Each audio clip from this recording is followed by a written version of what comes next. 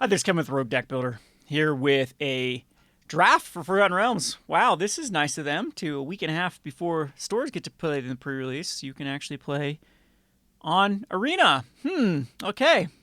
I guess that, yeah, they're just going to keep pushing the set releases further and further ahead. On Arena, we'll go ahead and actually queue up with a Forgotten Realms and see what the set is like. I haven't even looked at the entire spoilers, so this should be interesting on how to build the different archetypes.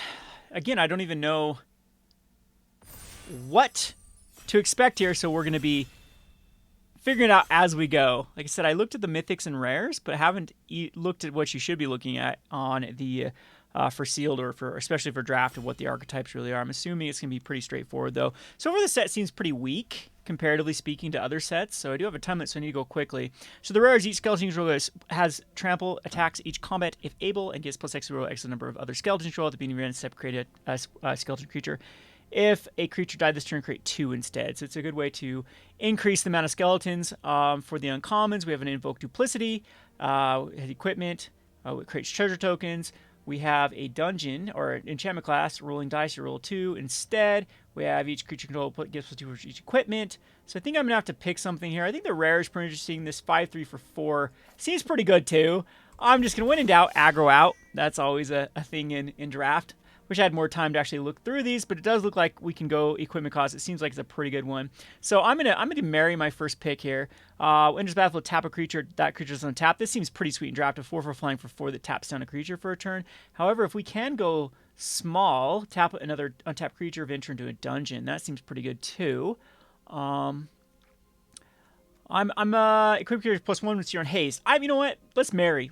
You should never marry your first pick, but let's definitely do it for the memes and marry our first pick with a Boots of Speed. Boots of Speed actually seems like a pretty powerful equipment though. It's giving everything pseudo haste in your deck.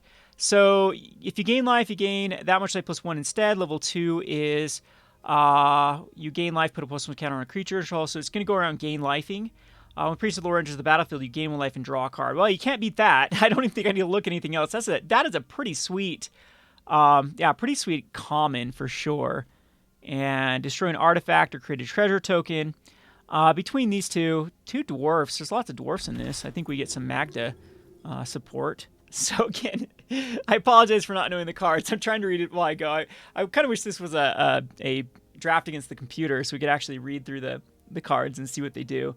But so far, I'm okay with my first picks here. So typically, we want to be picking up equipments. This one seems pretty bad, though. Equip, activate once per turn, plus 0, plus 1. It's definitely going to wheel. This is as long as it's equipped, it's menace, so it does work with our equip thing. When there's a battlefield, you may search your library for an enchantment card, reveal it, and put it on top of your library. It kind of works. And we have another Priest of Ancient Lore. I don't see why this card would be... Like, it's just a super solid card. A 2/1 draws a card and gains a life. I think is super, super solid. It's what we want to be doing with this sort of strategy to begin with because we need card advantage for the disadvantage that the equipments are going to give us. So we can destroy an artifact or break the chains and exile top of the cards of your library, choose one of them until you may cast it.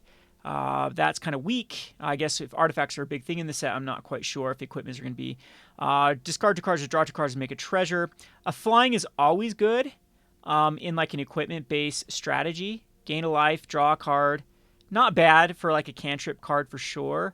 Fireball deals 5 damage to target creature or planeswalker. We do need some. I'm going to go ahead and take just one more flyer. A 5-mana removal spell, I'm not quite sure, is where we want to be in like an equipment strategy.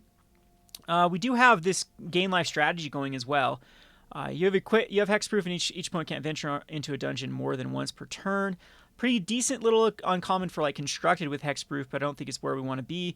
Great Axe, not what I want to be too. I think that this Celestial Unicorn is fine. We have a couple ways to gain life. We can start going down that strategy. That artifact might wheel too, so I'm thinking that's pretty good. Another one too that gets plus 1/+1 in flying when it comes into play. You gain 2 life. We're really in this gain life strategy. We can destroy an enchantment or exile. This just seems like a pretty solid pick for a card. Gets plus 0 plus 2 if it's equipped. That's also super, super solid. All of these are super solid, so it seems like our strategy is wide open. I'm thinking this is more flexible with destroying enchantments. I don't know how much relevant that's going to be. Gaining 2 life is always fine. We do have some synergies with it. Another flyer's always fine. This dwarf is also pretty good. I'd rather go into equipment than, yeah, the gaining the life. We have like a couple things that already do gain its life. We could go all in on it, but I'm fine. When devoted paladin enters battlefield, you can go +1/+1 vigilance. That one's fine. And you roll a d20, create a 1/1. I think this one's just strictly better for 5. And then a ramping card. Sacrifice add 1 mana of any color, and it becomes a shapeshifter. I think that a 4/3 that puts a 1/1 is fine. It's not like the best. This could be filler. This could be our top end of the curve. We have another gain lifer. Now I'm kind of wishing I would have. But the equipment, we might need to start going into equipment. Seems like a solid equipment here. I'd rather have another unicorn, though, to fill up our creature slot. So it's nice on the curve. Kind of wishing I would have picked up the other gain lifer over it. You can't go wrong with a 1/1 flyer in draft, in my opinion, especially if you're in like an equipment. This can tap a creature, though, but it's a 4-drop. I don't think a 4-drop 1/4 vigilance where we want to be. Yes, you could attack and then tap stuff. I'm not too sad about getting a Ranger's Hawk. I think that 1/1 flyings for 1 are really underrated, especially in an equipment type strategy. At this point, we can just take filler.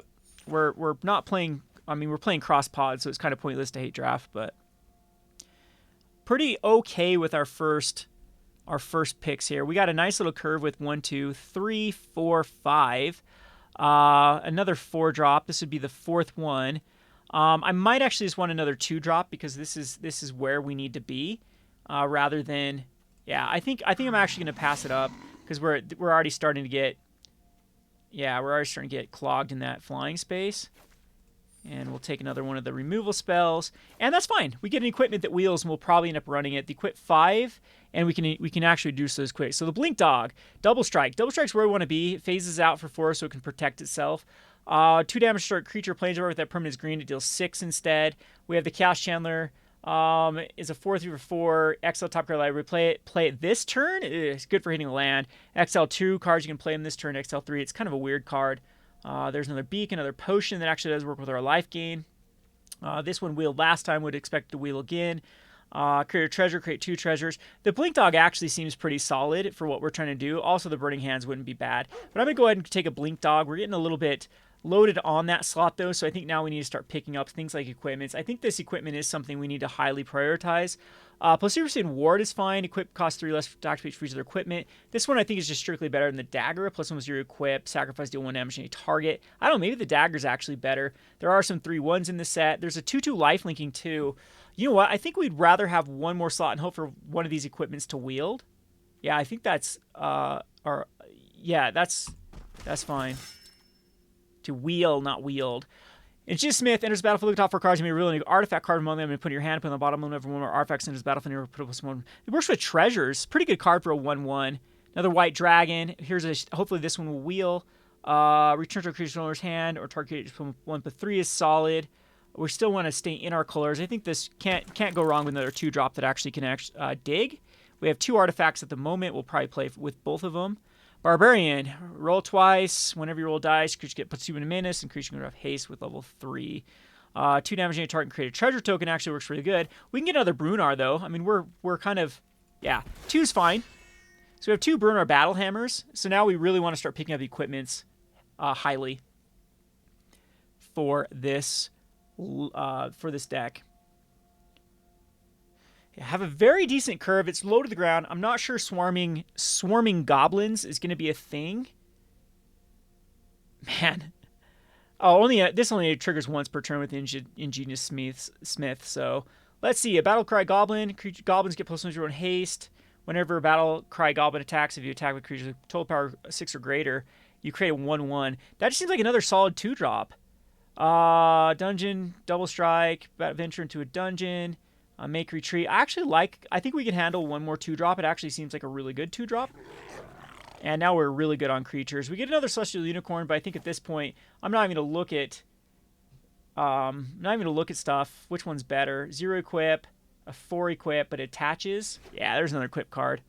Let's see. Kick in the door, +1 a creature that created haste till a turn can't be blocked by walls.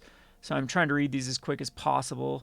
This one also attaches, sure. It's like a decent equipment. I don't know if we'll end up running the Pariah Shield. But this Dueling Rapier is really good, actually. Yeah, I like this Dueling Rapier. That's a pretty sweet equipment. Another Potion of Healing. It cantrips. That's fine. Beginning of combat in your turn, target could use +1/+0. That's actually super good with our flyers. A creature gets double strike. That's actually really good for our deck.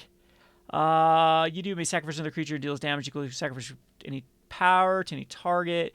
I think I'm going to take this critical hit. I think we can deal with a one double strike on a big creature, especially when I have 5/3. And we have a couple flyers. So I'm actually wishing I thought I had more of these. Oh, it's the other unicorn I had more of. So gaining life, I'm not sure if that's where we're going to be going, the gain life strategy with it. Creatures get +1/+1 again. Another Great Axe. I think Great Axe is fine. It is a pretty good equip cost of 5 with it, but we do have the Battle Hammer that you can equip for 0. So we can get it out and equip, and I think that's going to be our... Oh, cool. The Plate Armor did wheel, which is super, super solid. We still have another pack, too, so we can really start tuning on where we want to go. Just take the playable. Not a bad card. Target creatures +1/+3 in fights. Not bad for 1 mana. It's a decent little... That's actually a pretty solid card. You can bounce a creature. You control its owner. So protect a creature or protect a creature. Kind of redundant, actually, with its 2 abilities. We'll put it over there for now, and I'm thinking this Plate Armor, too. Not Plate Armor, the Paladin Shield is going to be something that... It does have Flash, protects a creature. Not bad. Again, just take the card that is a 4/4 and gives creatures +1/+1. I mean, it's... Oh, this just gives target creatures +1 flying. Yeah. Armory Pegasus is definitely better than the Unicorn for what we're trying to do with our deck. The Blink Dog works with our double strike stuff. Unfortunately, we don't have any evasion. Like a very good evasion or...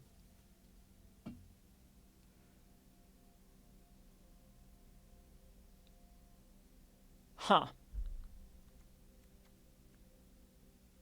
But still pretty solid. Like I said, when in doubt, aggro out. So, another playable that can actually go in our deck. And what is this guy? The Hexblade. Okay, let's throw it over here. Treasure chest. Sacrifice a treasure chest, roll d20. You lose 3 life, create 5 creature tokens from a 2/9. You gain 3 life and draw 3 cards. Gain 3 life and search your library for a card if it's an artifact put on the battlefield. Otherwise, put in your hand. It's kind of a neat little card. For 7 mana, though, before you really get it going, gaining 3 life and drawing 3 cards is good. I mean, just like something... This has to have a dragon, okay. Okay. Another Great Axe we don't want. Another 3/1 that gets equipped. Uh-oh. I'm just going to take the treasure chest. Let's actually play it and see how well it works. Morningstar gets +1/+0 and Trample. Trample's exactly what I want. I don't think we need a... Hopefully one of these wheels, one of these 1/1 flyers is 3/1 wheels. There's also a dagger. There's a lot of stuff in this pack that we definitely want. But this Morningstar seems pretty good. +1/+0 and Trample is where we want to be with equipment. So equipment seems to be really heavy in this deck, which pairs very good with a lot of Zendikar cards. I wonder if equipment-based strategy is going to be a thing in post-rotation Standard. I don't see Standard changing at all with Ultimatum still in the format. Just all the cards that are contained in Throne. The adventure package out of Throne, Splash, the most broken thing you can do with other Standard sets, is still the way to go in Oh, man, another Brunar. I don't think we want another one. Another Boots of Speed would be fine. And that can, like, we're really starting to prioritize... yeah, really starting to prioritize the better equipments. 3 damage divided each 1, 2, or 2. That's pretty good. This Magic Missile is actually super good. We don't have any removal. I think we're not going to go removal with this deck, though. We want to just go over the top of our opponents. Have another Boots of Speed is fine. 5 damage to a creature. 5 damage to that creature. Create a creature token. Another Rapier is great. And, yeah, that's great. That's actually pretty good. So yeah, so now we've got the equipments we want. We might not even have to play like these Great Axes because they're kind of awkward. And same thing with this Paladin Shield. Like these other equipments are just strictly better. These are our good equipment package there. They come out early, attached to stuff. This Plate Armor is good too. Plate Armor is super good. I actually like some more like Rangers Hawks. We have a pretty good curve though. Haste 3/2. We got another spare dagger that could work. A Mimic. We have a Jagged Sellsword. Enters the battlefield if mana gets first strike and haste if mana from a treasure. Kicking a door. +1s can't be blocked. Enters battlefield. Roll D20. Create it. Yep. We are. This one's probably end up getting cut to begin with. A Haster is fine. I think I'm just gonna take one more spare dagger because these are the type of equipments we want. These quick equipments, I think. is where we want to be rather than these great axes. The great axe is kind of awkward. Does work with our Brunar battle hammer, but yeah. We want another low to the ground card. Nothing really here seems very good. We haven't ventured in anything. Vigilance is not bad for 4 mana for a 4/3 is not bad whatsoever. But I think this one's just better. Oh, that's not bad. It has to attack or block each combat. I'll confirm this one. I'm not sure if that artifact's where we want to be. Another critical hit. That one's interesting. Another great axe, another armor. Don't care about that. I don't think we're splashing anything here. So we can take this and possibly use it with double strike. I'm not sure if that's where we want to be. +2 in first strike or +0/+2 in lifelink. I mean, it's a playable. Probably not going to end up running it. Definitely wanted that one to wheel, so the one that didn't wheel was the bird, but that's a great one because it's going to be a 3/3 for 2 mana. Oh, but there's another one. Sweet. So we have another 1-drop. And another spare dagger. I think our equipment package is right here, and I'm going to cut the other ones for sure. And then we're good to go. And price of loyalty is actually okay. I mean, it's a decent little sideboard. I don't know if is this best of 3? Actually, I didn't even know if I was queuing up if it's best of 3 or best of 1. Maybe I should read before queuing up. And I think I'm actually going to go low to the ground, so both of these are going to end up getting cut. And we have enough creatures here. I'm not sure about this treasure chest. It just seems good. You create 5 creature token for a 2/9. So you basically have a 50-50 for hitting the card you want it to hit. I think people are undervaluing these swarming goblins. They're pretty good. You get a 1/1. And what is this veteran dungeoner? We're not going to run that. So again, I want to be as low to the ground as physically possible. We have flavor text on. And so we're going to go 16 lands. Wow, that's 16 lands here. I'm actually... This price of loyalty is not as bad as you think in like a deck that wants to just swing in for lethal. Yeah, we're going to get our curve down as much as possible. We want to curve out here at the 4-drop. And so... I'm not certain on this treasure chest how well I actually like it. I get gaining 3 life and drawing 3 cards for 7 mana. It's not terrible. Creating a bunch of treasure tokens is not terrible either. Yeah, treasure chest was a bad pick. I should have read it through. I don't think we need this guy. These guys are fine. That's fine. So let's do unicorns, a 3/2. We're going to gain life a couple ways, but I actually think this is one of our weaker. A 3/2 for 3 is probably one of our weaker cards. Because what are we gaining life from? We're not gaining life from a lot of stuff. Don't need this equipment. I guess we have the life link here with the Steadfast Paladin. We can go Paladin into Celestial Unicorn. But I actually don't. I think this is where we've got a really clogged up spot. So the Great Axes would be the last cut, I think. And that'd put us at 40. So let me look at the curve real quick. So for equipments, we do have our equipments over here. I think that's probably enough. 9 might be overkill. The critical hits are the ones that you might say, okay, does critical hit want to be in here for... It gets double strike with a dueling rapier for like this, just having more creatures that can do something. So a 3/2 that does have synergy with 3 other cards in the deck, or would we like this critical hit just to try to get through with a big lethal attack? I do have 2 ways to get trample, right? I thought I had an artifact that gave trample.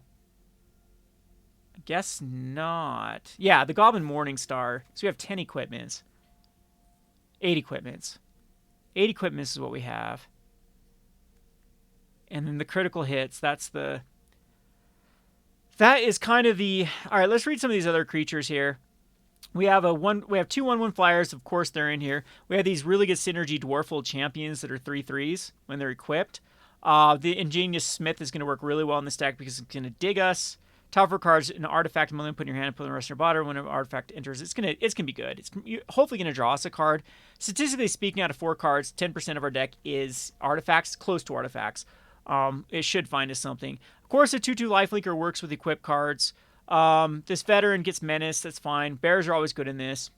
A 2/2 for 2 is fine. Like, we don't have other ways for goblins, but this pack tactic is pretty good. Whenever attacks, if you attack a creature with total power 6 or greater, you create a 1/1. That actually could work out with us with pumping up a creature. So again, it's critical hits the one that we're A 1/1 double striker that we can phase out. This is also kind of a card that is a Celestial Unicorn just strictly better as a 3/2.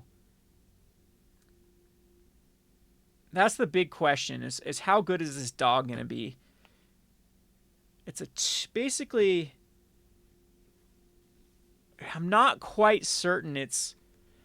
Also, I'm not quite certain that cutting even a Great Axe, like a Great Axe with our Double Strike package... Yeah, Great Axe actually does seem pretty bad when I'm evaluating it. So Celestial Unicorn versus Blink Dog and Critical Strikes.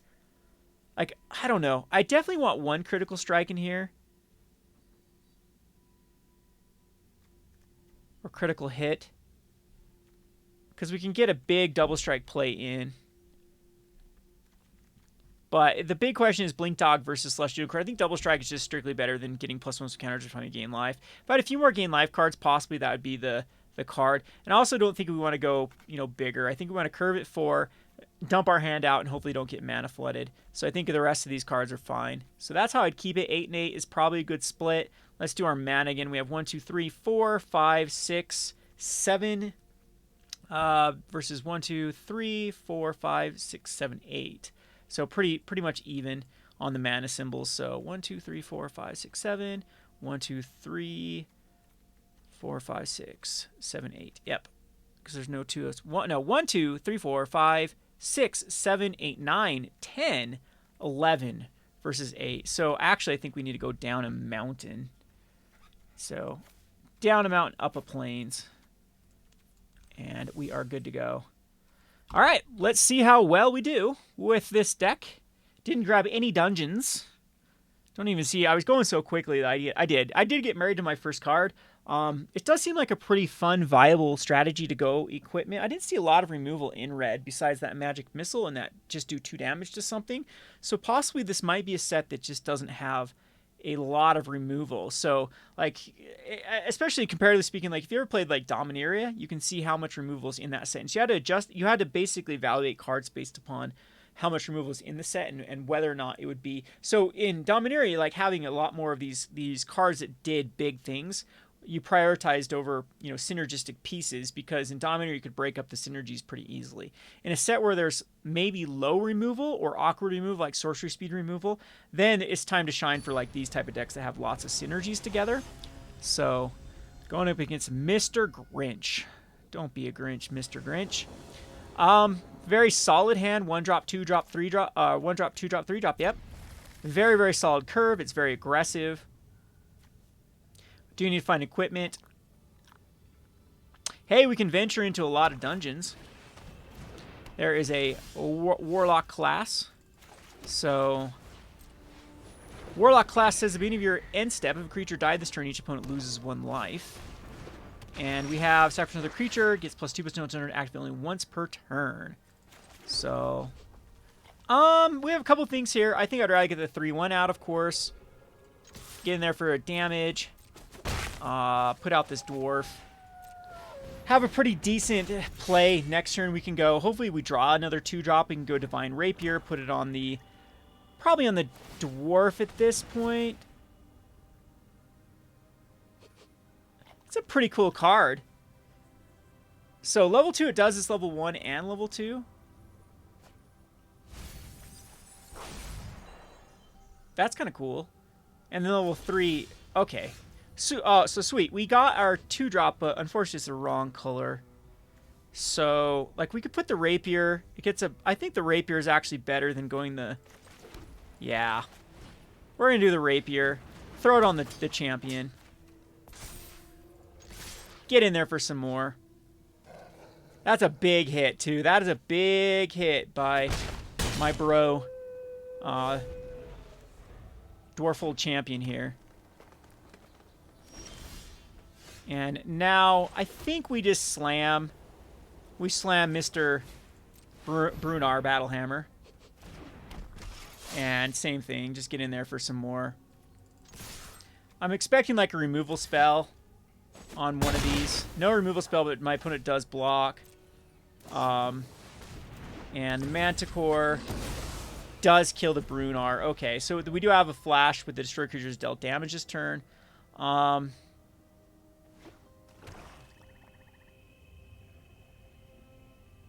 Did I not lose a life at the beginning of your end step? Beginning of your end step. Okay. These are die on my opponent's turn. +2/+2 in haste off this guy. So, can't really attack in here. Can't really attack in here. Plus, so I can equip this for 0 on here.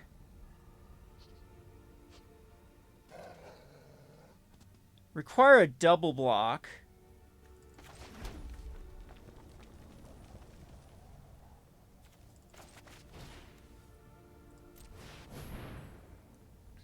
Let's go ahead and do the priest first. And I'm actually going to go ahead and equip on the bird. That way, I'm assuming my opponent's going to need a double block on the Brunar. And I'm okay with that. Like, the Ranger's Hawk's going to get kind of dumbed down. Okay, just going to block. Oh, and a can pump. Okay, okay. Yeah, there was a pump spell going on there, but blockers are out of the way. I can start evading through. So, that was a bad attack on my part. I forgot about the pump on this guy. Return a creature card from your graveyard to your hand. Venture into a dungeon. There's no dungeon to venture into, right? These aren't dungeons. Are these dungeons? These aren't dungeons. Oh, there's just a dungeon token. That's how it works. I gained a life. So I could actually activate this. Tap another creature you control, venture into the dungeon. Why isn't there dungeon cards? Man, I'm a moron. Okay, so still though, it's just going to be equip here. And then attacking with both of these probably gonna block there. We expected that. And then we have the battle card. Unfortunately, we're getting a little bit flooded. So these Rangers Hawks are actually pretty sweet. Unfortunately, yeah, I've made some pretty poor decisions, I would say. A Smithy. Unfortunately, I can't. Okay, so this hopefully can hit. I think we should have some pretty good odds because we haven't hit another artifact yet. Perfect. And that can just go ahead and be cast. And then it'll give our Smithy +1/+1.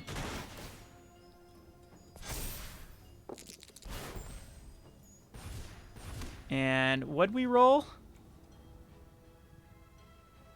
And then equips to that. Okay, and we're going to be attacking in. Our opponent's going to... Yeah, we're going to end up getting another 2/1 and be able to pump our goblins. So that's 3, 4, 5, 6, 7, 8, 9, 10. Yep, sweet. That worked. We got a win.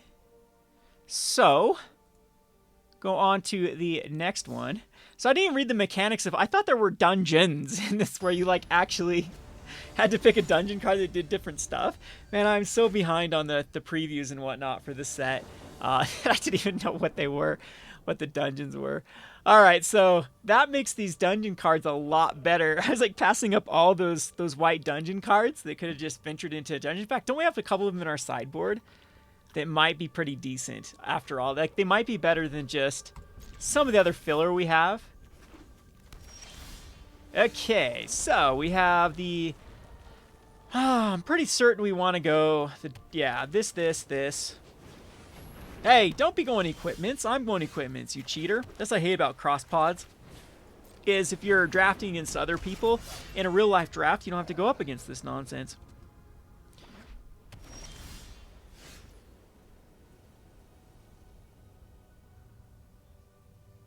Okay, so do we want plate armor? No, we want...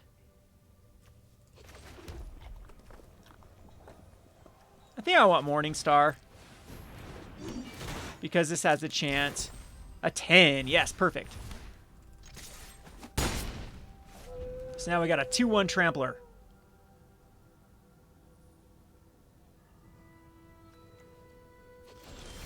Opponent missed a land drop. So here we just want... Boom. Boom. Boom. Boom. Wow, this card is underrated. This Battlecry Goblin is super good. Super, super duper good. Opponent does get probably the best card they could have drawn. Because that's just... Oh, we can now kill it with a spare. But plate armor is super good just to chuck on something. We'll plate armor, throw it here. Nah, I think we just actually spare. We can pump twice with our... We can pump twice.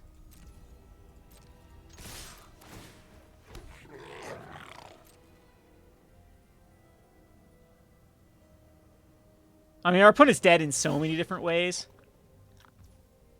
So, like, critical hit on here. So, first ball pump. I mean, that's lethal right there, but let's just critical hit. Let's just do it that way. Perfect, 2-0. 2-0. Not too shabby.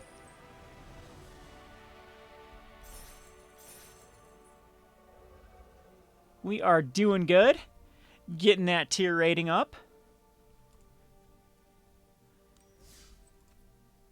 And let's continue on with our streak here. So opponent did get... Yeah, opponent got stuck, of course. Look at that. Look at the Garrick versus a little girl avatar. Who runs a little girl, Sir Emrakul? Garrick is the only avatar. Dueling Raper is, of course, nothing we want to be chucking out first turn. This is actually a really good hand. We have the Dwarf Champion that is coming out. Or the Steadfast. I actually like the Steadfast better, I think. Maybe not.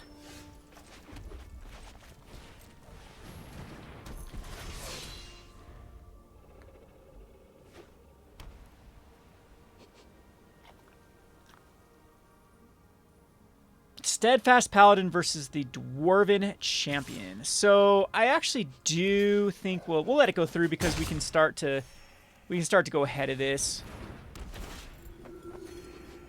We get Senior Paladin out here and a Rapier.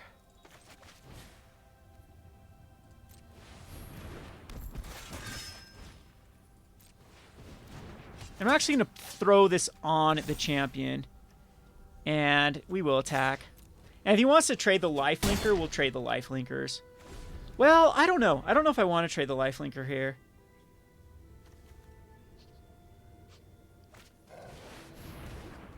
Okay, opponent's going to go for the Priest of Ancient Lore. Common's so good. Is that Pauper playable? Yeah, at this point, we'll just no-block it. I could trade with both of those. But I think plate armor will cost for each other equipment. So you know what? Let's get this big boy out here. And we're going to get in. It gets two blockers out of the way. And then we're going to get on this Steadfast Paladin. And this will give us some lifelink back. I'd rather have the lifelink back with this plate armor.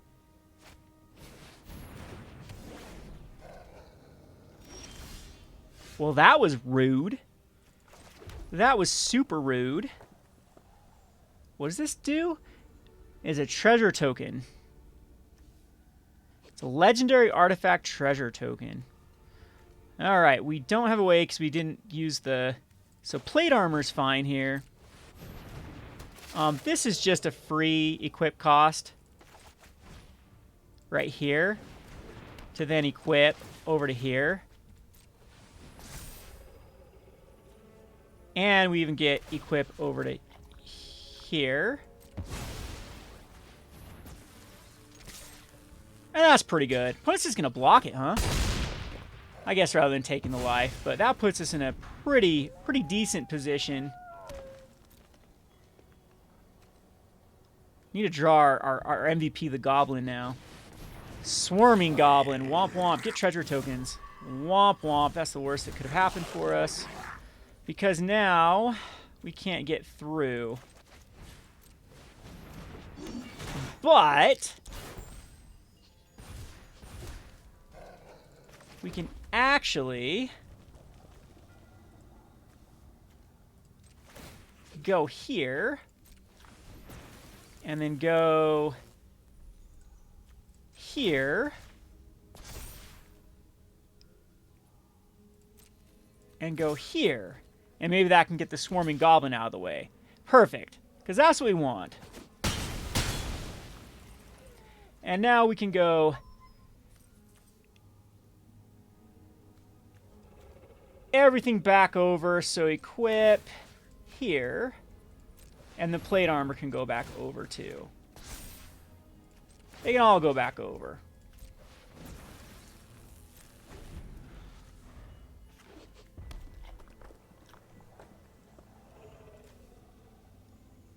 So just like a Naya good stuff deck for Sir Emrakul, which actually could get us. We have a lot of lands back. If our opponent has any removal spell, we're just pretty much boned. Because that's the problem with playing equipment. If we do draw our double strike card, though. Oh, come on. What does this do? Another goblin? No, it does not. It just creates treasure tokens. And it got... Oh, whenever it attacks. Okay. So let's go ahead and start with a priest. One of the better cards we could have drawn. One of the best cards we could have drawn there. And Spare Dagger was pretty good too, but I want this Haster, wherever the haste is. There's the haste. Over to the priest. And I understand it can, well, yeah, that's fine. And now we're going to attack in, well, we can do the Spare Dagger. And we can equip the Spare Dagger over.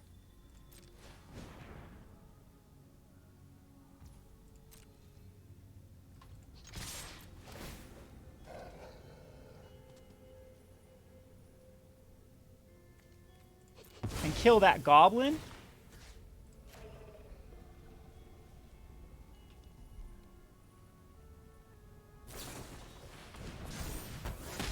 Well then. You have to double block on it still, though. So it's still going to get a card for a card.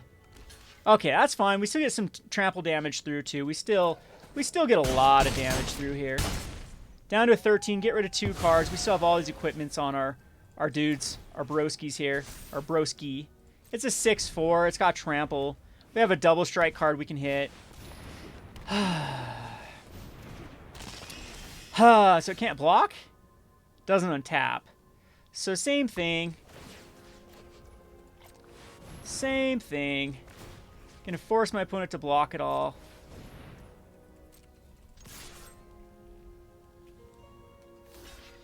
Oh, I guess just blocks with 1, huh? Yeah, I guess that's all my opponent needed to do. And we got too many equipments. So, gonna get some treasures, huh? Oh, a 20, of course. Derp-a-derp. But that is a risky attack by my opponent. That's a terrible attack.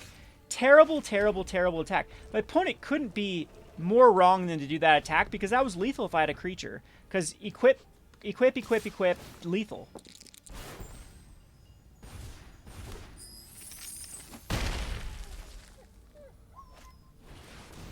Ay, ay, ay. Well, that's lethal. Should be lethal. Hopefully it's lethal. So Boots of Speed. Maybe it's not quite lethal. Don't have a removal spell.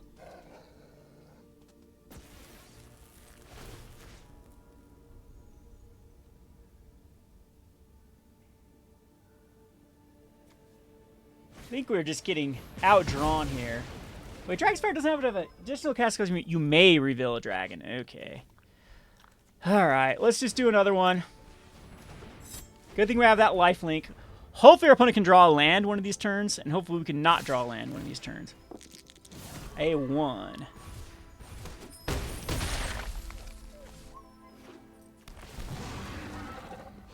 I get a venture into the dungeon. My opponent's still attacking. You're not very good for a platinum player. Because this is, yeah, it's lethal with a bunch of cards, with haste, with this Boots of Speed. So, unfortunately, when I had the Dragonfire. And, not a critical hit. That was the worst card we could have drawn. Well, we'll lose. I'm okay with losing this one. It was super close. Possibly I shouldn't have attacked in that turn. What does the dungeon do after this? Each player loses 2 life unless they sacrifice a creature or land. Ay, ay, ay.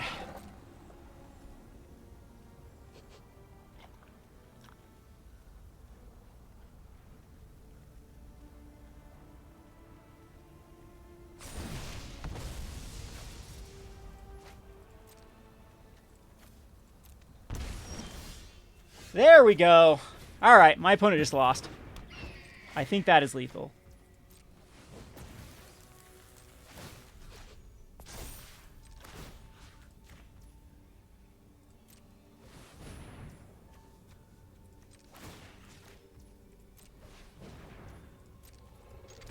So flying would have done it anyway. So we make that one through. Whew. We get there with the top deck creature. And venturing through the dungeon actually hurt my opponent there too. Right? Was that lethal because they did that? I guess, yeah, I think that was. Because they decided to go that route. Okay, we are off to a very good start. See if we can win this one out. Equipment is doing good for not reading cards and just marrying my first pick. We're doing pretty good. So that was a pretty good dragon, that 3 mana, 3 damage for 2. I was reading quickly, I thought it said you had to reveal a dragon as an additional cost. I'm like, that's crap. Not a bad card. We have redundant and double strike though. We have first turn dagger, second turn nothing. Third turn hopefully get something out. Actually reduces the cost of the plate armor, so I'm okay there. All right, the little doggo that could. We have a 4/4 double striker. Come on, good boy. Be a good boy. We are getting flooded though. Man, this text is gonna kill me here. I'm thinking these are non-mountains.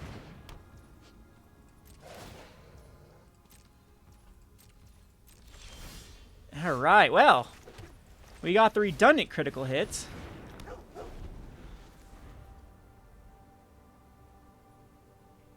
Plate armor is gonna take a couple turns to get going.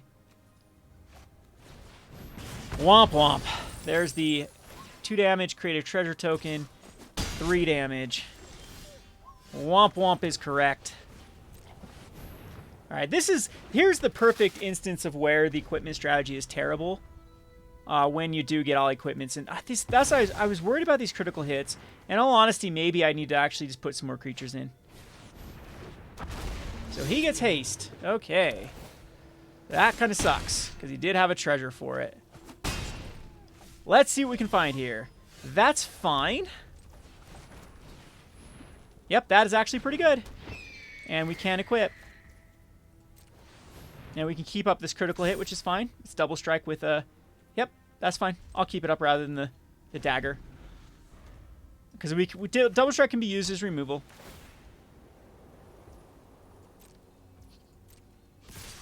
So here, that's kind of awkward. This doesn't have menace, right? So rather than using a spell... See what our opponent does. +1, +3, huh? I guess I should have played around that.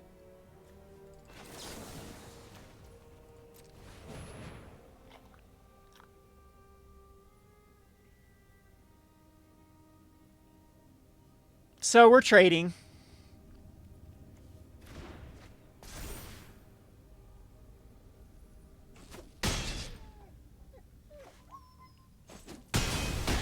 Down to a 6. Perfect. That was a beautiful card. Beautiful card.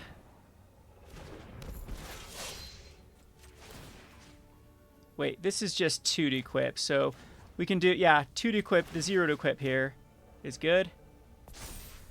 And same thing. I think we want to just pass it.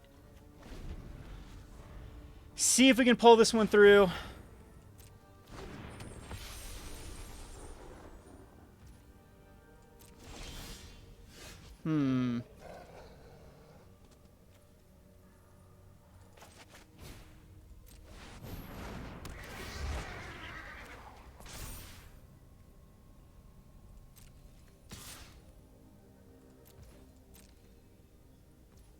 Opponent decides not to block. Kapow! How we win against the Failbot. The Failbot fails. Oh, we drew out of that one. Pretty good. Pretty good, pretty good. Bruno comes through. Win streak continues. Now, this is where Arena decides to slap us, because every time you're on a win streak of the Arena, it floods you. It floods you after the 4 wins. So, we are pretty good, though, on this streak. We have 3 losses. All we have to go is even out here. Our opponent should start getting a lot better at this point, too. So, I'm expecting to go up against a lot. We've been going against a lot of Boros decks, haven't we? Boros was wide open. Oh wait, I was going to look for those. I'm going to look at those dungeon cards real quick, as we are allowed to edit our decks.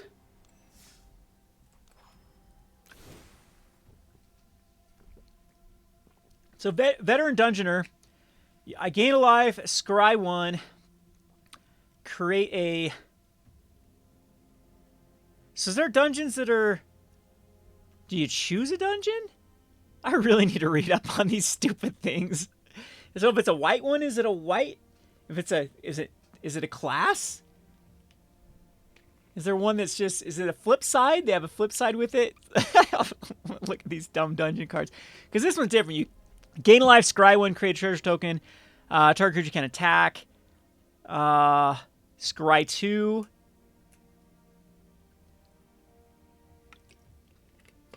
Because now this is a little more interesting when a Veteran Dungeoner gains life with a Celestial Unicorn. And was he my only dungeon card? Or did I have a few other ones that we kind of got rid of? So I was like, I'm going to get rid of critical hits. And then it won me that game, so maybe I don't want to get rid of critical hits. It is our kind of a pseudo removal too. I'm going to keep everything as is. I don't think we're going to go with this Veteran Dungeoner. Like, the only thing I could think of is going the Dungeoner and keeping 1 critical hit. And then we have like a 3-4. This 3-4 is not bad to hook up to an equipment.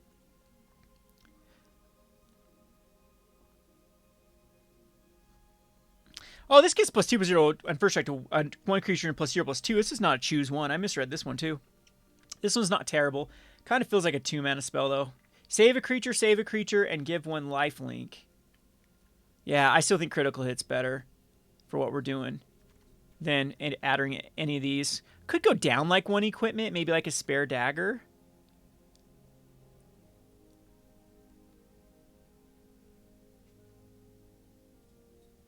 Huh. Man, these Rangers Hawks seem so much better though in draft and sealed, because if you get a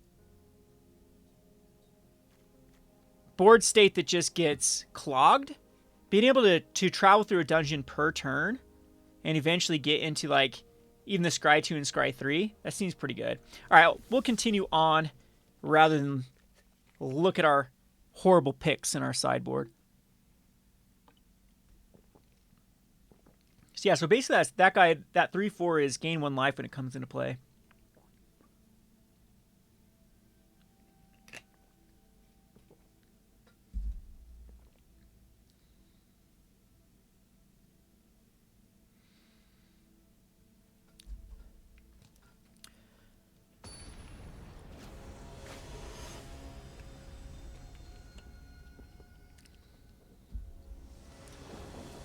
Okay, continuing off with the pretty decent hands. We got a 2-drop, 3-drop, 1-drop, 2-drop, 3-drop. Perfect curve. We have no dead cards as far as one more 4-drop that is kind of a dead card. That's a perfect card to draw. We have the spare dagger coming out. We have the Steadfast Paladin, and then I actually think it might be better to go in the Priest of Ancient Lore. I mean, it's pretty much 6s, but I'd rather try to hit that 4th drop. Thief's Tool. So creates a treasure, and it can't be blocked with power 3 or less. Okay, so Steadfast Paladin. Now I'm thinking the Priest is better. Oh, maybe. Maybe. Yeah, Priest is probably still better. Because then we can go Brunar and equip a...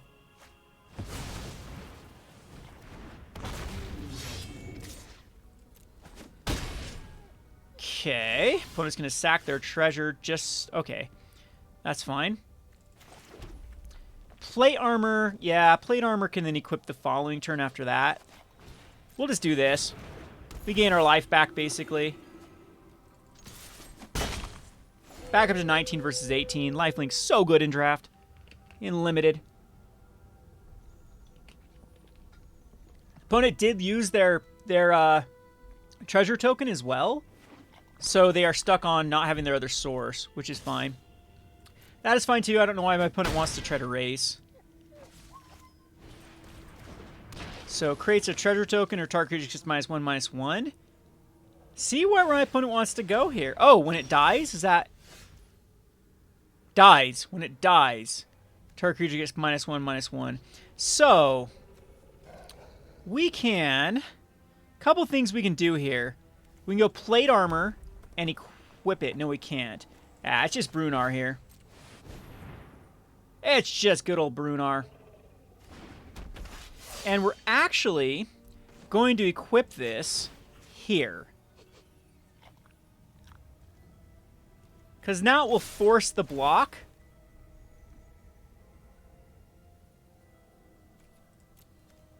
It'll force the block here rather than here. I don't think it matters at all. Oh, they get a treasure out of it. Actually, it did matter. That was actually bad. We messed up because it still does have the option. So my opponent does have the red source now. So I should have put it on the life linker. Wait, no, I shouldn't have. No, that was right, because then it can't block. Yeah, because then it put my opponent the... that kind of sucks. -4, -4 if it's white, huh? That's a pretty brutal. Let's go plate armor. I think this is the better play.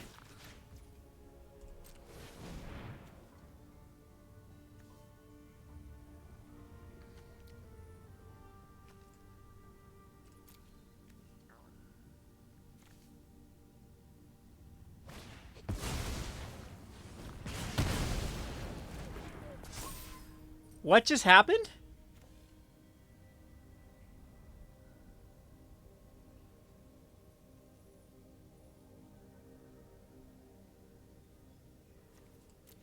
I think my opponent just mist-targeted. So as additional cost of spell, you may choose a dragon card. Dragon's Fire deals 3 damage to a creature or planeswalker. If you build a dragon card, as you cast the spell, deals damage equal to its power of that card to creature instead. So... yeah, my opponent just messed up and targeted their own spell rather than mine on a misclick. Thing was, we're still in really good shape. As far, my opponent's attacking for 4, but we're going to be getting the Dwarven Champion. The Dwarven Champion's going to be huge, and they had to spend the treasure token. Still need to draw a red, and then I think we could race at that point. Still confused on what happened there, because it looked like my opponent like at least hovered over my card and then somehow hovered back over their card. But the thing is, you have to click yes. So if you target something with like a removal spell on your own side of the board, Arena will ask you if you're sure. So I'm not exactly sure what they did. If they thought it was like, are you sure you want to sacrifice the treasure to add red? I don't know. I don't know what happened there, but we get a free win there on a misplay by our opponent, which I'll take. This is a great hand, another 1-2-3 curve. And we actually have an option on how we want to curve it. So Ranger's Hawk here could be pretty good, but that makes, yeah, definitely makes our opinion up to, oh, this is almost as good as that Modern Horizon card. The 1/1 flyer for 1 and Scry 2. I guess Scry 2 is strictly twice as good, but this is a pretty... Artifact Creature, though. This is a pretty good card. So I wasn't impressed with a lot of the rares and mythics, but it seems like common slots, there are some goodies. There are some definite goodies here in the common slots. So yeah, I could still decide to go Dagger, kill the Silver Raven, but I don't know any scenarios in which I'd want to do that. So my opponent wants to race me, which is fine. Wizard class, you have no maximum hand size? Ooh, would I rather a 3/1? Or would I rather have a lifelinker? I think I would rather have the lifelinker at this point. Draw 2 cards here. And what does this one do? Whenever you draw a card, it's a pretty good card too. Pretty good card here. So we have a clever conjurer, huh? All right. We'd rather have Mr. Blink Dog give it up with Double Striker. I think actually this dwarf is a better way to go. Go here. Go here. Get this equipped to the dwarf, and then we can start getting in for damage. Man, that is a good limited card. That is a super good limited card. Drawing 2, and then every time you get a card. Yeah, that's super, super good. So, of course, we're going to equip here.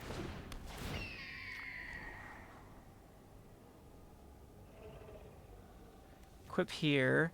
Still attacking with the... No, I think my Ranger Sock's just better than the Raven. Ooh, that's interesting now. That definitely is interesting. Probably not going to do the Boots of Speed this turn. It's just +1 +0. So, we're going to go equip. My opponent wants to block with both. I'm okay with that. I'm going to decline there.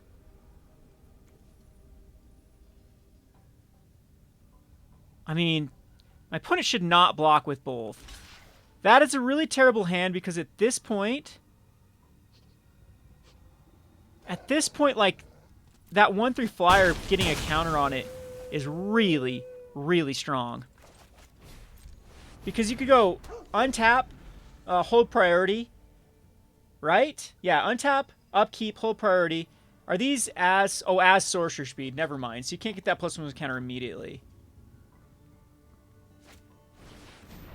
A 3/3.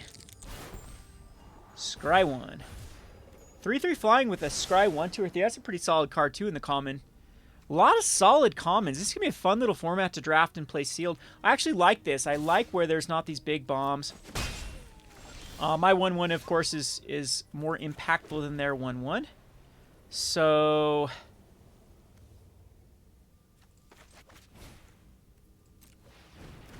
let's go on the doggo. Let's go on the Steadfast Paladin.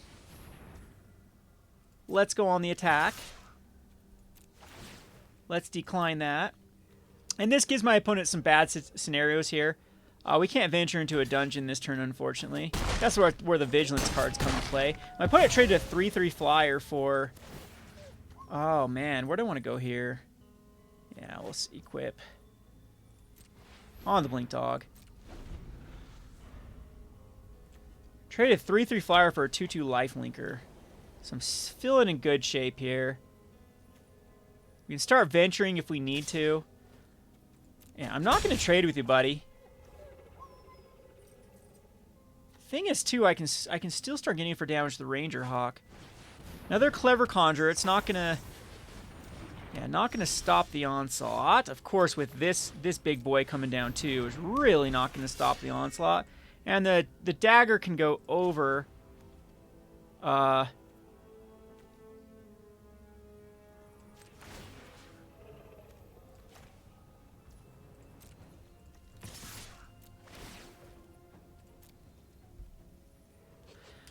You have to block, my dude. Clever Conjurer has to block here.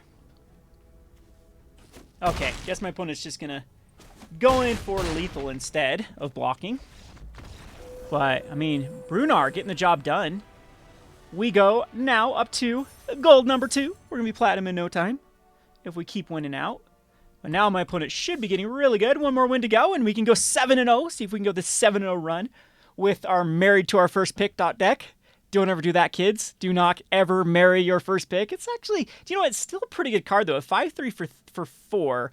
I did see, though, it dies to a lot of the removal in the set. It sucks that it's white, too, because that one drop black kills it with -4, -4. But still, it's such a great curve, as you can see here, of chucking it out after things have been equipped and getting in for some really big swings. So, all right, here we go. Here we go. Let's let the luck continue. Whew, this might be our first mulligan. We do have one. I think I'm going to ship this back. We don't have a red source. I'd rather... Okay, this is much better. Much, much better. We can actually get rid of a red source now. So, kind of slow. Got our MVP, the Battlecry Goblin, which is just an insane card. And which one do I want out here? Sure, we'll get the Battlecry Goblin over the Armory Veteran. Now I gotta decide where I want to go here. Don't kill it. Aw, maybe I should have done the Armory Veteran over it. Alright, so now I'm wishing I would have kept my land. We have the Morning Star that comes down next turn. We also can, if we draw a land, drawing a land would be the best case scenario. Not really a fan of this spiked pit trap. All right, we did not draw a land, so the next best case scenario is going to be this bad boy.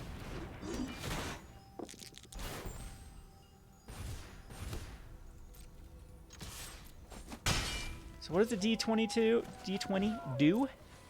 Opponent is missing probably a land source too. So 10 through 20 creates a 1/1. 1 through 9 creates a... Oh, 1 through 9 is a 1/1 goblin. 10 through 20 attaches it immediately.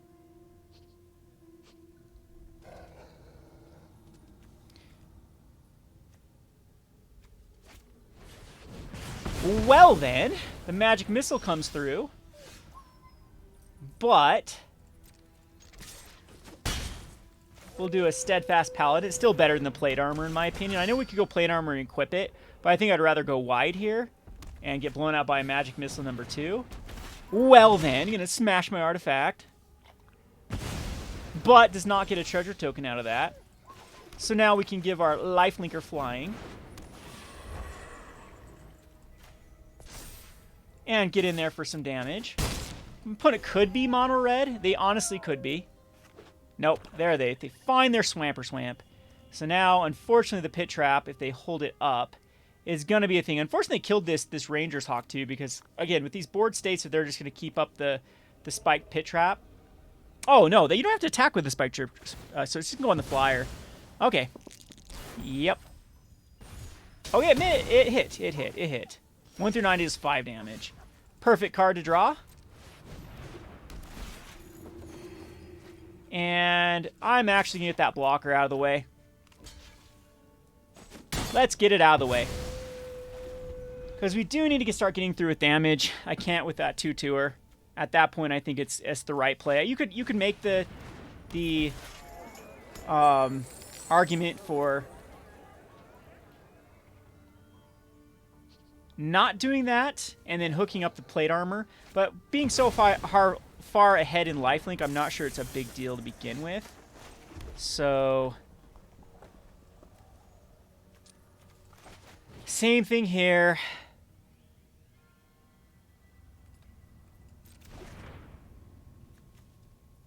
Oh, this has flash. I'm not even using this Ash Flash.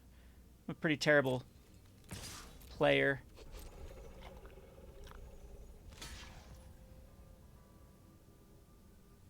Death Touch, sure.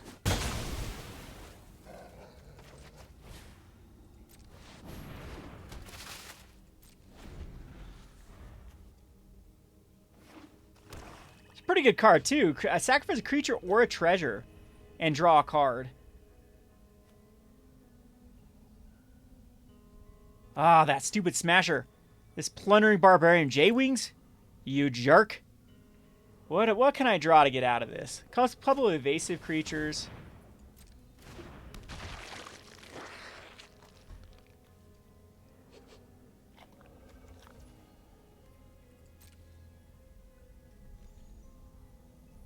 Now, do I want... Dueling Rapier I still don't need to just flash in. Now I'm wishing I would have flashed it in.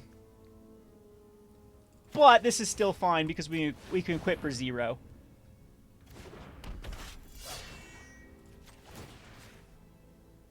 Don't have another removal.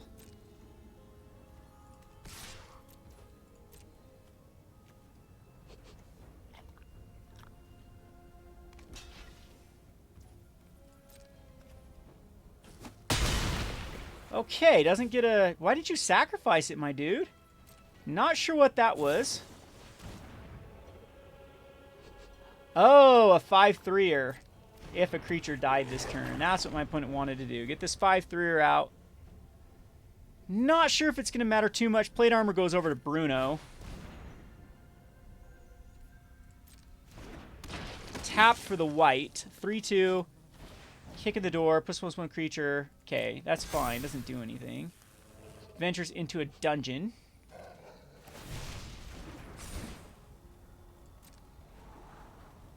Scry one for the dungeon of the lost mine of Phandelver. So pass it up. The plate armor is going to go over to Bruno.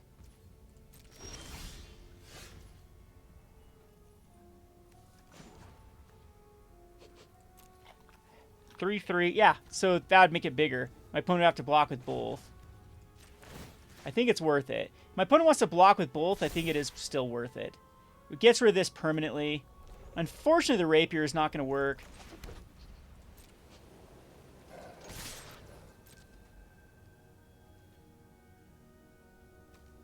But at this point, like, this Skullport Merchant is huge. It's going to get in for a lot of damage. And that's perfect, too. Sacrifice another creature.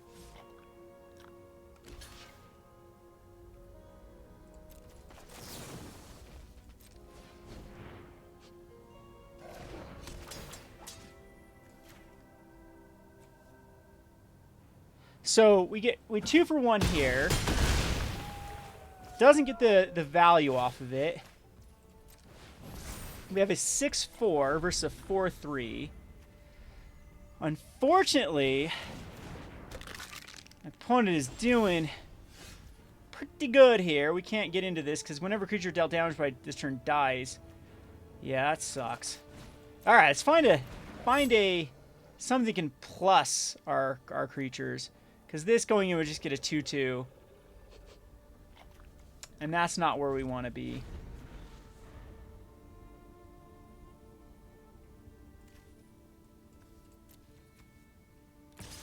Yeah, I'm not going to make that trade. So this is going to be a game of who... Perfect. That's actually really good. That was a good card. Very good card. Because now we can swap over the plate armor.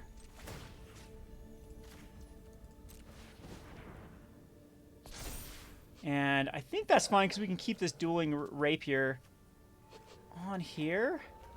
Creates a 2/2 zombie.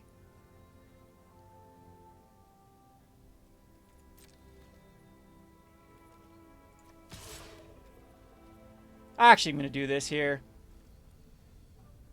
That was dumb. I should have attacked first with the plate armor.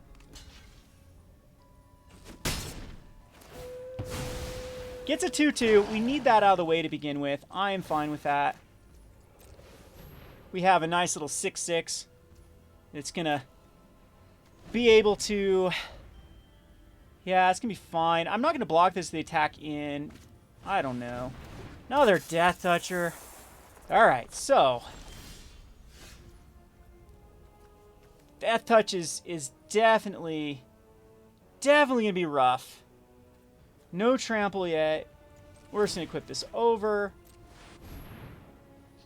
If I can find trample, we can win. I'm just going to keep this in my hand rather than play it out. But, man, opponents just kept drawing gas. Deals combat damage to player venture. I guess you can venture. That sucks. That's a really good card, too. That 2-drop? No, that's a 3-drop. So this is going to get a 1/1, I would assume. Yeah. So I can attack. I can attack in this turn, though. And we'll go ahead and attack in.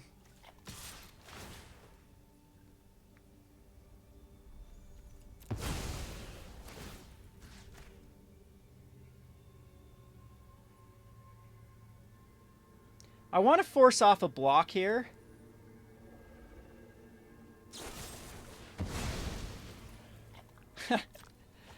Okay, well then, let's just have it all.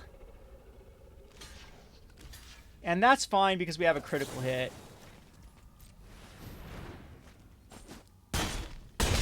Okay, no trample though.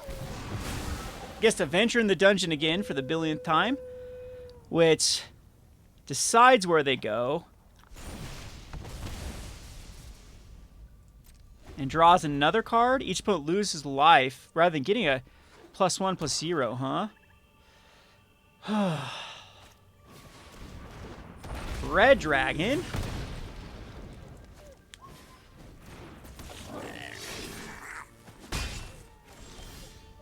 At this point, it is definitely worth it.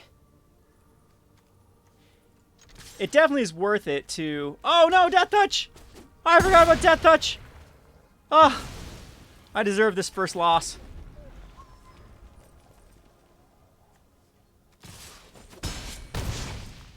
I mean, I don't think we're winning this anyway. We have to get the Death Toucher out of the way. We knew the lands were coming. Still kind of sucks that we're way behind. Had a mulligan and way ahead on lands anyway. And no, we have no, yeah, we have no... Okay, that's actually pretty good pull here with the Ingenious Smith. Because we can give it haste. For... This gives us an out.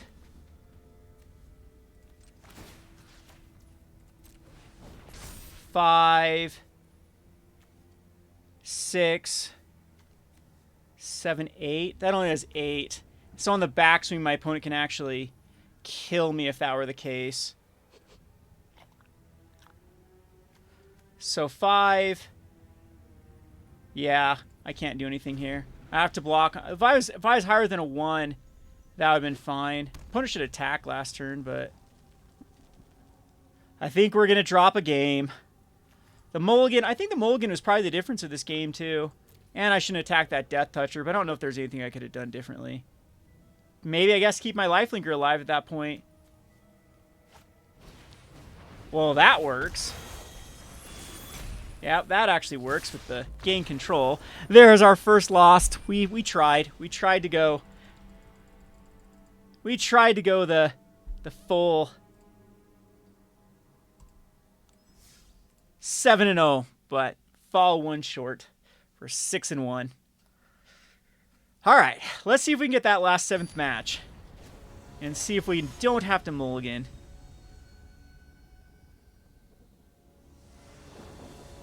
I'm snap keeping this sucker. Great hand. Bunch of 2-drops. The only thing that they can spell a disaster for us on this one are our opponent mulligans this time around. And we get the jump, so I think that the best play is going to just be this Steadfast Paladin.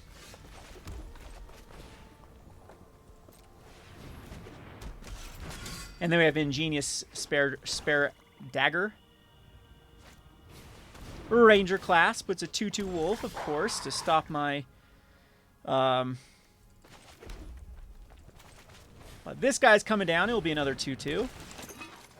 We miss, and unfortunately one of our better cards to the bottom. A bunch of lands, too. And, yeah, what does this do? Whenever you attack with a creature, put a +1 counter on it, so... In all honesty, I think trading with that wolf is fine. I don't want to be trading down. Let's see if my opponent decides to trade with the wolf. Like, this is just... I have to get it. I have to get it out of the way. Otherwise, it's going to be a 3/3. That's going to be harder to deal with than my 2/2 Lifelinker. And I might be... throwing those Lifelinkers away too much. But... Ay. Okay. Well, we did get...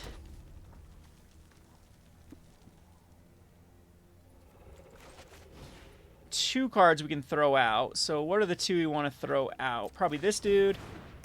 And probably this dude. And not attacking with anything. This is not looking good for us, though. Opponent's a 3-color deck. Again, we did have a lot of lands that went to the bottom. Did they go to the bottom or did they shuffle back in? On the bottom. Alright, venturing in the dungeon for Mr. Barrowin the Clan Under. So, scry 1.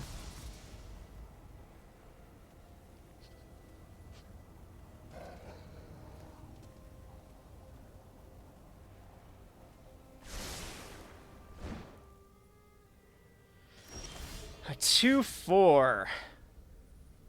I think this is just strictly better than the Battlecry Goblin, because if we draw a land here, we can do both.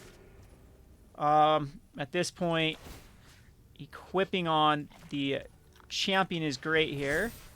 And now we can attack in. And if my opponent wants to block with the 3/3, that is an acceptable trade. Alright, we get in for some damage. We have a critical hit, too, now. That's going to be pretty good. We have the Battlecry Goblin, too, that we can do next turn.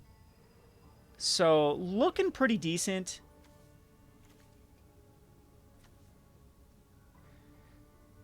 "24 cards. We only have 9 lands left in them.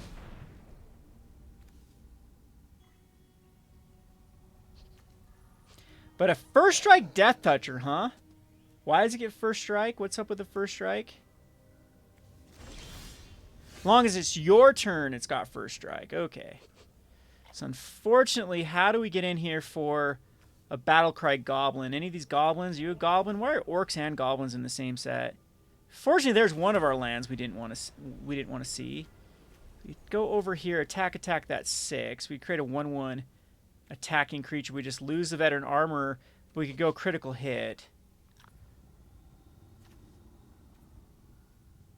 I don't see any way around this just by attacking with this guy here. And declining.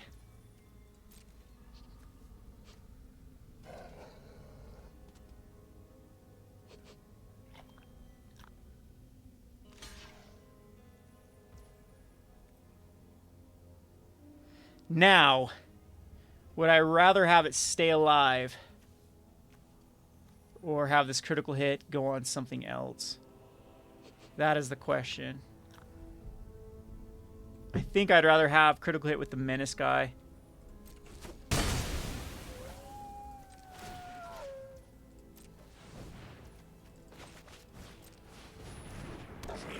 And we will pass the turn. This guy's obnoxious, this 4/2, 2/4. So I think we're back to another game where who does not get mana flooded. Oh, wow. That Ranger class is super good for Elf Ball. For the level 4.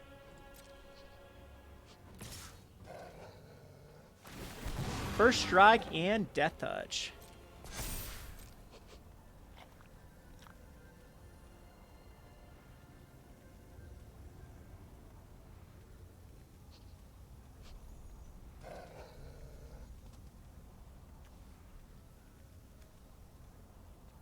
The dungeon is to be a crate of 1/1. What? Ay, ay, ay. I think we're going to lose this guy, too. What can we hit here? Another equipment to be good. The Battle Cry is pretty good here. I did not want to see a 1/1.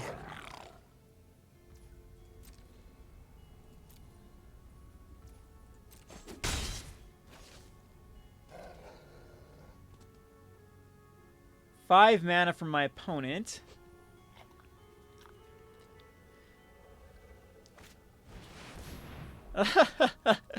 Not a Trampler, not another 4/4. Why? Why are you an orc? Why aren't you a goblin? That's a good one. That's flash. We don't care about it. We want 5 here. I think I am going to attack in with enough to get the goblins going. Get this guy. Well, he's pretty good at attacking. I think we're attacking in. We are attacking in this turn. Now we could kill the goblin.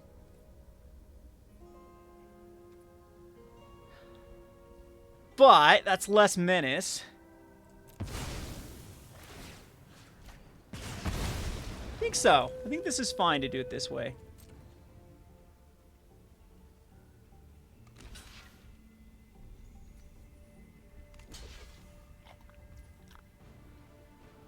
So, we have a couple of options here.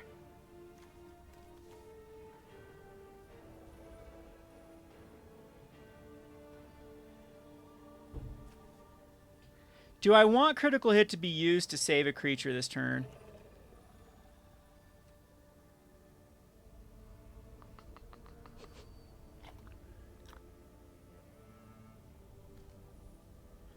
I could just pump.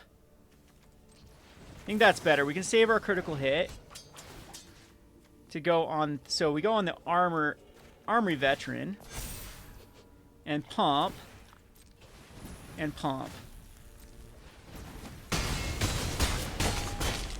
That ended up being a pretty good turn.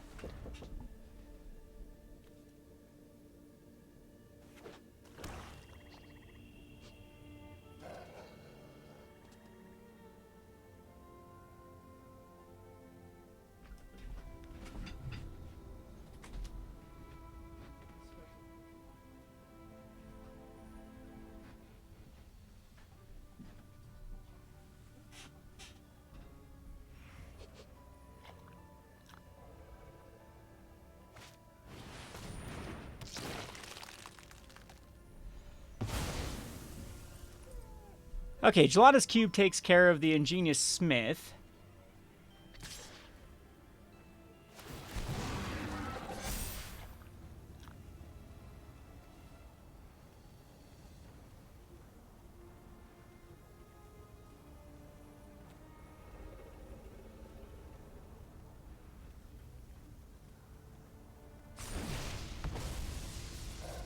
So going on the Gelada's Cube, okay, so that's going to be a little more difficult to deal with. But, ooh, did that actually do it? So we can equip here. And now we can eke off a win if our opponent doesn't block correctly.